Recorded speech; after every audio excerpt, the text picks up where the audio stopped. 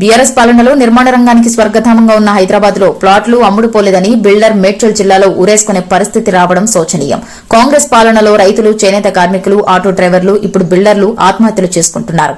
ఈ ఆత్మహత్యలన్నిటికీ ప్రత్యక్షంగా, పరోక్షంగా కాంగ్రెస్ నిర్లక్ష్య పాలన, అనాలోచిత అసమర్థ విధానాలే కారణం. శాంతి భద్రత దిగజారడం, పాలన పట్ల ప్రజలు నమ్మకం లేకపోవడం, అనుమతి ఉన్న ఇళ్లను సైతం హైడ్రా కూల్చివేయడం, మూసీ, ఫార్మసిటీ, మెట్రో కారిడార్ల విషయంలో ద్వంద్వ ప్రకటనలు, ఇన్ఫ్రాస్ట్రక్చర్ డెవలప్మెంట్ చేయకపోవడం, భవన నిర్మాణ అనుమతులకు బలవంతపు వసూలు చేయడం, కొత్త పెట్టుబడులు రాకపోవడం, ఇతర రాజకీయ, ఆర్థిక పరిణామాలు రియల్ ఎస్టేట్ రంగంపై గడిచిన 14 నెలల కాంగ్రెస్ పాలనలో పెను ప్రభావాన్ని చూపాయి. హైదరాబాద్ రియల్ ఎస్టేట్ రంగం అంటే బిల్డర్లకు స్వర్గధామం. ఇదంతా ఒకప్పుడు, ఇప్పుడు బిల్డర్లకు నరక రూపమైంది.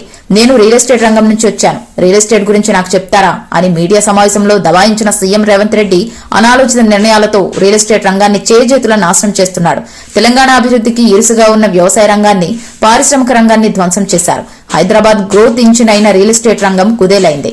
ఇప్పటికైనా మేల్కోలుకోపోతే 10 ఏళ్లుగా పురోభివృద్ధిలో ఉన్న తెలంగాణ తిరోగమనం బాట పట్టే ప్రమాదం ఉంది.